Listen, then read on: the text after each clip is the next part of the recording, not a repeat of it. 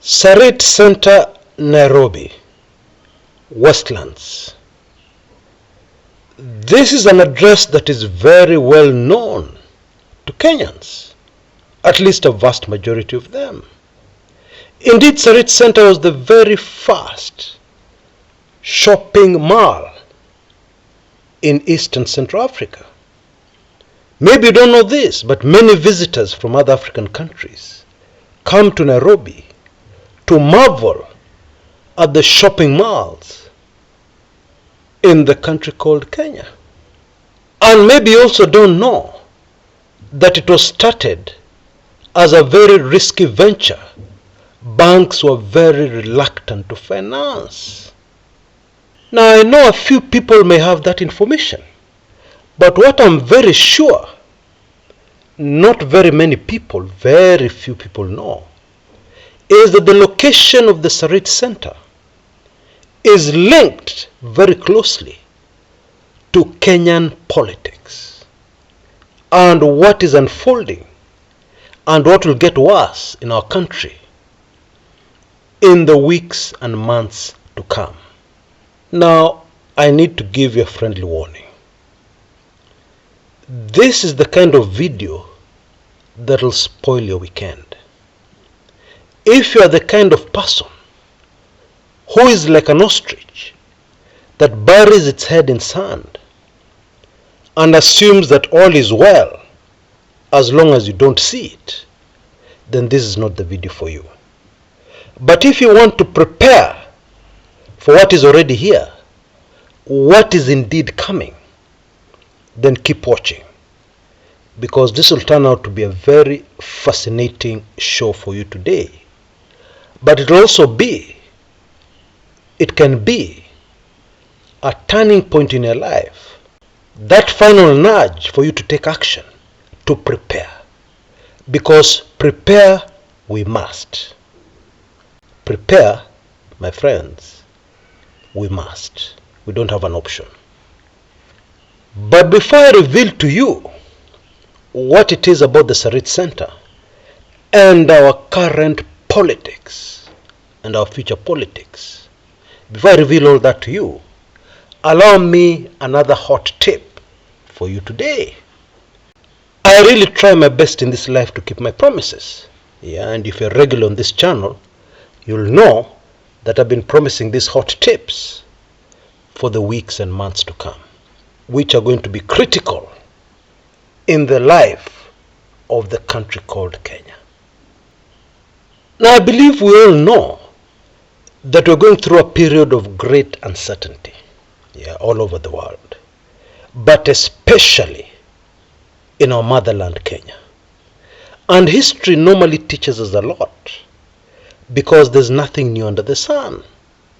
Now, in the past, for example, in the run-up to the Great Depression in the United States of America, there are many individuals who did not believe that their current way of life, the way they'd always done things, the way things were, would be turned upside down.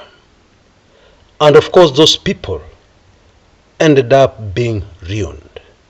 Many of them lost everything.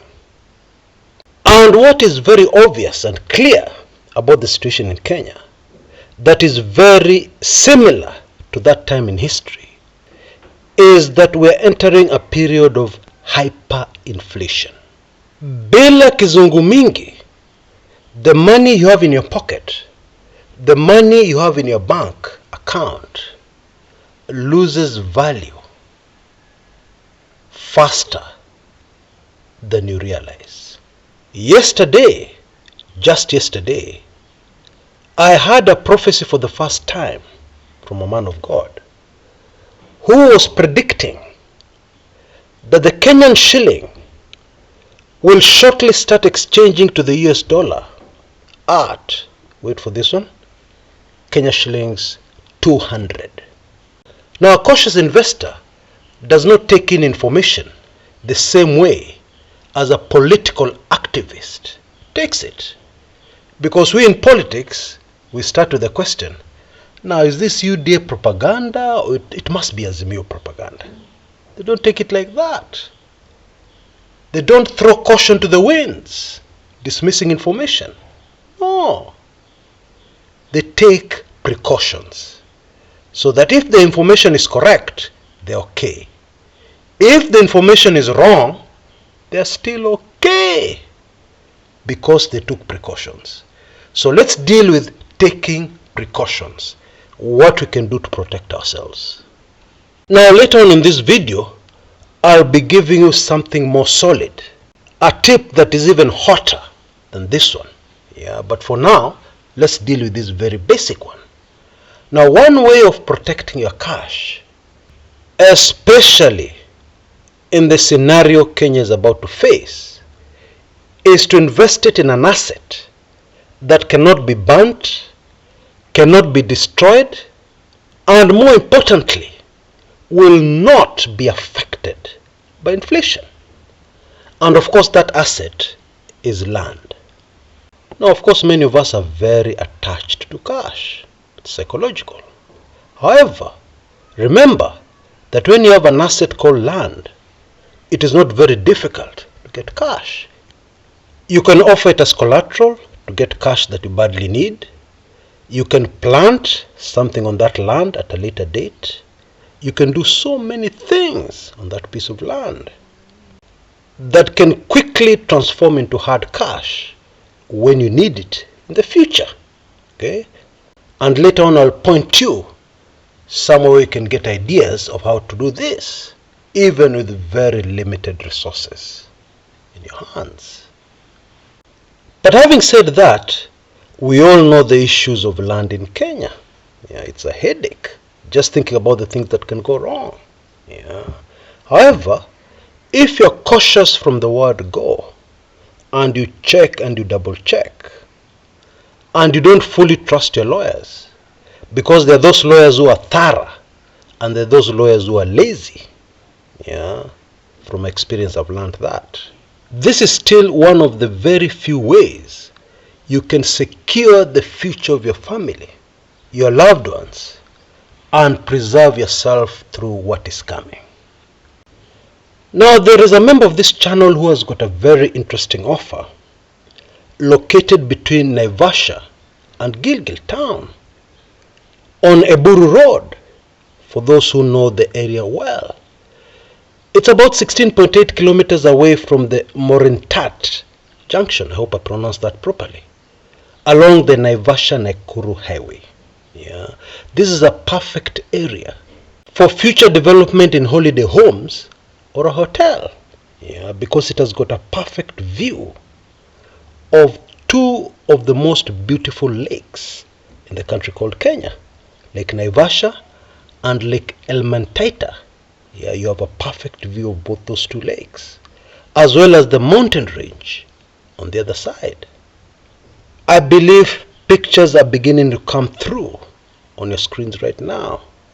And what is available here is a 10-acre parcel divided into two 5-acre pieces that each have a title deed. There's an option, according to your budget, of purchasing only 1 acre, yeah, at only 1.2 million, or 5 acres for a total of 6 million, or 10 acres for 12 million. I have put more details in the description area below, but pia namba ya simu, telephone number, on your screens. Yeah. I believe, and you can get a second opinion and a third opinion, that land is always a very good investment, especially in times of great uncertainty like we're facing in Kenya. Yeah, and I'm afraid things are just going to get worse. I'm not a prophet of doom. I'm just speaking, as I always speak, the reality. Folks, my dear friends, we live in times of great uncertainty, which requires to make very bold decisions, which will actually end up being the only way of making a difference when everything unfolds, and indeed when all this is all over. Okay? Now, in Kenyan politics at the moment, I believe the trends are very clear. Yeah, because there are people who are refusing to see what is rather obvious. Anybody who took careful note of what happened in Embu during this year's Madaraka Day celebrations will be forgiven for not believing that the country is going through perhaps its most difficult time as far as the economy is concerned. Our economy is in the high dependency unit, or the intensive care unit, as it used to be called. That is when a patient is lingering on the edge between life and death. How much did the Madaraka Day celebration cost the country called Kenya? All those flashy fuel guzzling vehicles, including the brand new vehicle of the Chief Justice of the country called Kenya. How much did they all cost? And because we live in a world which is now a very small village, I'm just wondering, next time we go begging for loans or funds, what those lending us the money will think, having observed these images. But maybe their motive for continuing to lend us money may be different from what we think. Let me just leave it at that. But on my show today, I'd like to focus on a trend that has become very clear. Even for those who are ignorant, wale wamezubaa haoni kitu, it is very clear. I want us to focus on that. And that trend we are seeing is something called exposure. Yani, everything is being laid bare for Kenyans to see. As the masses suffer, we see other people in the same country living in another world of plenty, flashy cars, flashy clothes, flashy new suits, foreign trips, big new expensive projects, people becoming billionaires overnight, etc., etc. It is all being laid bare. It is being exposed. We can see what is happening. Do you know in the past, it was very difficult to know what wakubwa are up to. It was impossible to know what they're really doing with their money, or rather our money, taxpayers' money. Ask yourself, why is it that so suddenly things have changed? All this information is in the public domain. It is being discussed on social media. It is being exposed on social media. What is different? I refer you to an earlier video I did, I believe 2 or 3 months ago, where we said, we as in you and I, where we discussed that before judgment comes something called exposure. You start to very clearly see what is being judged. You start to see very clearly the evil and the stench in the country called Kenya. Shakahola, over 60% of the victims' children. Political defections in exchange for gifts. Politicians opening their mouths, and what comes out is not a political speech, but what is in their hearts, exposing their true selves, etc., etc. We are in the period of judgment, and we must prepare for what is coming. Now, the strange thing about this thing called judgment, which may confuse many, is that usually judgment is done over crimes committed over a long period of time. Indeed, many times we will have completely forgotten what happened. Let me give you a quick example. There was a very evil woman called Jezebel, and a prophet called Elijah predicted what would happen to her, how she would end up. And people forgot about that prediction, especially because Elijah left this earth. He didn't die, he left this earth. And another prophet came, And people must have started saying, oh, that prophet was fake. He gave a fake prophecy. Jezebel is still doing well. Nothing has happened to her. Nothing will happen to her. But one day, what had been predicted came to pass. And I'm just wondering how many people remembered that this whole saga started when she engineered the very evil act of somebody's property being snatched from them and that person being killed in cold blood. How many people remembered? So many years had passed.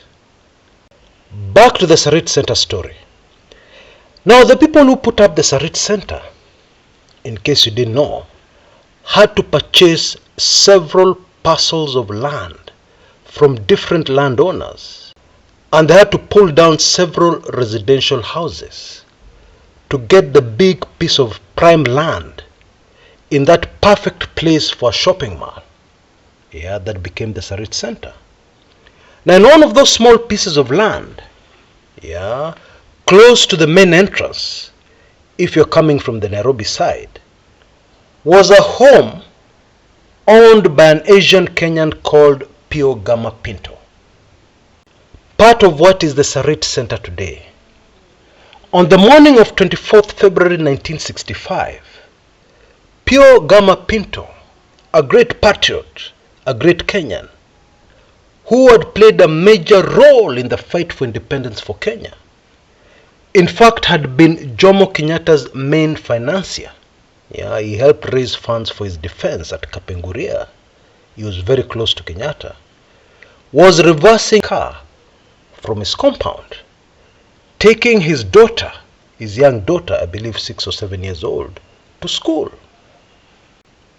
And as he was reversing his vehicle close to his gate, somebody called out his name, and Pio Gama looked up, and that person shot Pio Gama at close range in front of his daughter. That was the very first political assassination in the country called Kenya. 1965, 24th February. Why did Pinto die? Pinto had discovered that Jomo Kenyatta had allocated himself a total of 50 farms in Central Province and the Rift Valley. Some of these farms had required the relocation of some poor peasant farmers from the Kikuyu tribe. Others had been sold back to the government by the colonialists, in a deal that was financed in Britain. Pinto had made it very clear to Jomo Kenyatta that this was not the reason they had fought for independence. He was enraged about these actions. About a week before this assassination, a man called Tom Boyer, who was right on the other side of the political divide, had approached Pio Gama Pinto and warned him that he was about to be assassinated. And Pio Gama Pinto didn't believe it. But a man called Jaramogi Oginga Odinga believed it. And he organized for Pinto to leave Nairobi quietly. And he hid him somewhere in Mombasa, ready to ship him out of the country and save his life. But another man who was very close to Jomo Kenyatta at the time, called Joseph Murumbi, Kenya's second vice president, intervened, and he told Jaramogi he did not believe that the government was capable of assassinating Pio Gama Pinto, and he promised to speak to Jomo. And meanwhile, he suggested that Pinto comes back to Nairobi. He'll sort out the issue. That was a week before the assassination happened. Now, about a year later, Joseph Murumbi was the vice president, after the resignation of Jaramogi Oginga Odinga.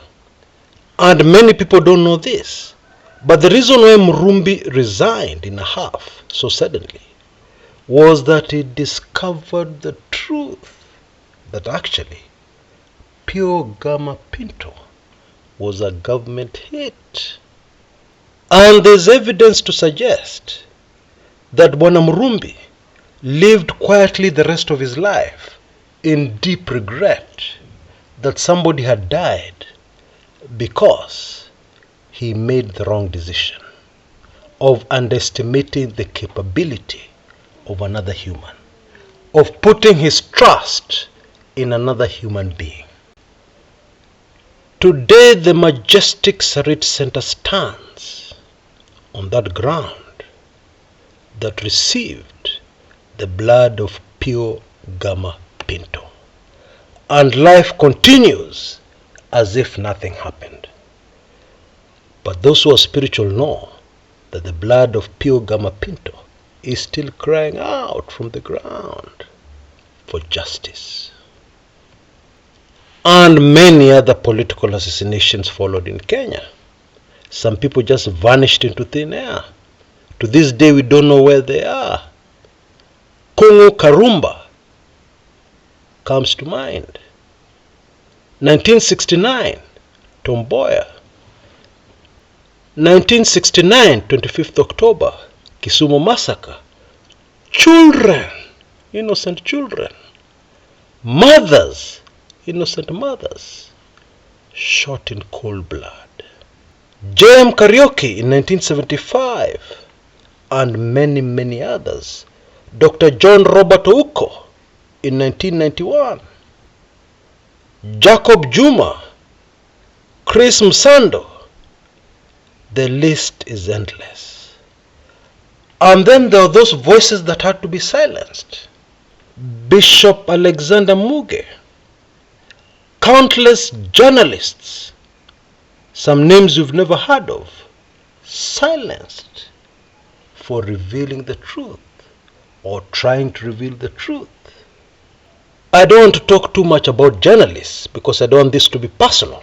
Yeah, that's not my objective. But more recently, there's a Citizen TV journalist called Purity Mwambia who is in exile in the United States of America from a democratic country, peace-loving country called Kenya. Why is she in exile? Because she did an expose on Citizen TV about crooked cops who hire out their guns and their handcuffs to criminals for a percentage cut of the profits from what they rob from people. Yeah, many times after committing murder. I believe the reason why this journalist has been in the news recently is not by accident. It's not a coincidence. It is a reminder to Kenyans about the sins of Kenyans. The cup of sins of Kenyans is overflowing. Now, it is possible to end somebody's life without even touching them. Yeah. Let me give you a quick example. There are so many families in Kenya that have woken up one morning with people walking around their land, their ancestral land, carrying court files. And at the end of that long, sad story, they have lost their ancestral land by a court order. They've been evicted. Somebody has grabbed their land. Now, in this human life, it is possible something can happen to you that will end your life. Yeah. It may take a little time, but after that, you have no desire to continue living. Yeah. Therefore, that thing has killed you. Corrupt politicians enriching themselves from public funds. Some of these public funds have been taken from donor money that was supposed to go into buying medicine for sick children. And as a result, sick children have died in hospitals when they should not have lost their lives. Because the money was there, the medicine was there, but it ended up in the pockets of some rich politician who is living wealthy and fat and rich and gorging themselves with food and taking their children to schools abroad, etc., etc. That is the evil, or that is just a small part of the evil that has been going on in the country called Kenya. You know, Kenyans are very sensitive these days. They may take in this video and start a rumor that Kumekucha Kshs has been bought. He has started going soft on UDA. Well, I don't know I can convince you that I have not been bought. I will never be bought. Because if I did this for money, I would have retired very rich a long time ago. And I'm very serious about that. But this is the truth that I have to state today, even if you'll take it wrongly. The time has come for Kenyans to stop focusing on when the UDA nightmare will end, because it will surely end. That one I guarantee you. It will end. These 5 years will not elapse, and you can take that to the bank. But we should not focus on that. Instead, we should focus on the much bigger problem: judgment upon the nation called Kenya. And what that means is that the problems will not end with the exit of UDA. They won't. The problems will end when we Kenyans acknowledge, number one, that this is judgment, and number two, that we must finish the period of our sentence, our judgment, and that period can be even longer if we do not acknowledge what it is that is happening in our nation and repent and cry out to the one who has issued this judgment. Today, I correct myself about where we are at that bridge. You remember that dangerous, shaky bridge that we have to cross to the other side? If you're regular on this channel, you do. I correct myself and I state we are just starting out on that bridge. We have not reached even 10% of that bridge. We are just starting. Mambo bado. And there is absolutely nothing anybody can do about our situation. The only way is for us to prepare for the future which is already here. Now, unfortunately, for you to get a lot of views on YouTube, you need to tell people something that will make them happy, something that will bring joy to their hearts. Now, I'm afraid I was sent. I'm here to only tell you the truth, at the risk of getting very few views. Because in those few views, some people will be able to get the message, not everybody. And those few will be able to spread the message.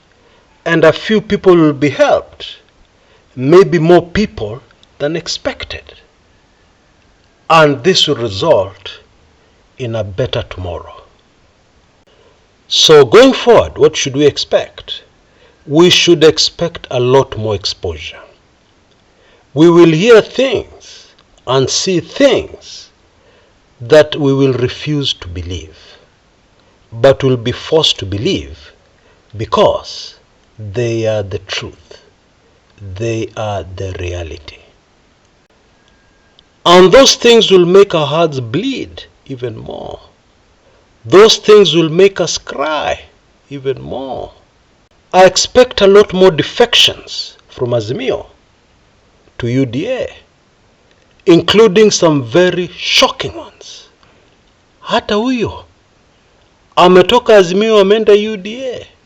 No, that must be fake news.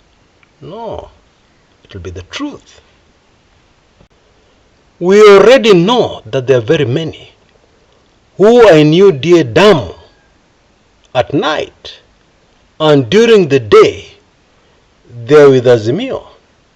They're even participating in maandamanos. Yeah, they're there.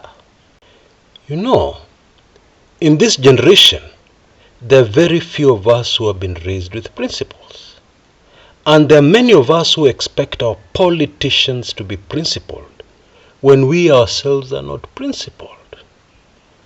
Let me give you a quick scenario that is facing many politicians right now. You are cornered You don't have any money. You're up to your ears in debt. You're in trouble. And you decide, what can the other side pay me to cross over? I'm a valuable asset in Azimio. So if I cross over, what can they pay? 10 billion? 20 billion? 100 billion? And the negotiations start. And you have your children. And you're focusing on yourself and your precious children. Only on yourself and your precious children. And therefore you take the deal. And you cross over. Now, as terrible as that is, it sounds very normal to me. That is human nature. Expect a lot of that in the coming weeks and months. But my very sincere advice to those who will cross over is that make sure you're paid enough for 2 lifetimes. Because you're crossing over to a sinking ship. Believe it or not. As per spiritual laws, which cannot be changed. Because something which was created out of rebellion, something which has its foundations in rebellion, has only one end. It will self-destruct in rebellion. And we can already see signs of that. Miguna. That firebrand supporter of William Samoei Ruto. Have you heard him speaking recently? Have you heard what he has been saying recently? And there are few other emerging cases. There are few now, but in the coming days there will be more. So even as others defect, this ship called UDA is sinking. You don't have to believe me. You don't. Let's just wait and see. Time always tells. Azimio and Jubilee and Wiper and many other political parties will still be in existence when a party called UDA will be no more. It will be no more. Kwisha maneno. Finished.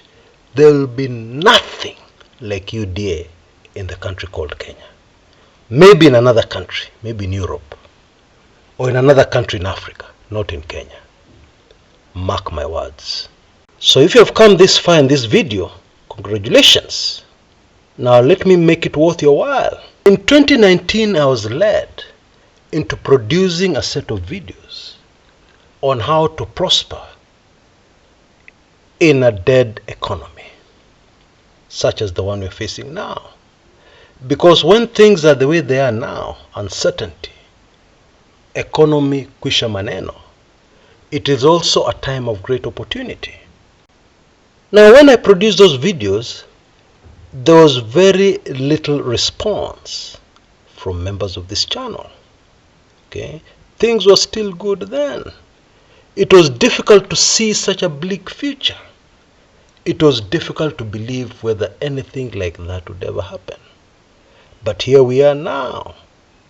And therefore I'm offering these videos once again. And if you're a member of my weekly intelligence briefings, you can get it at the amazing offer you see on your screens right now. The 3 sets of videos plus the 2 books, which I'm very confident will take you through what is coming. Because it is coming. Indeed, it is already here. If you're not a member, you'll have to take it at the price which was set then, which was $54. It'll still be $54. You can see details on your screens right now.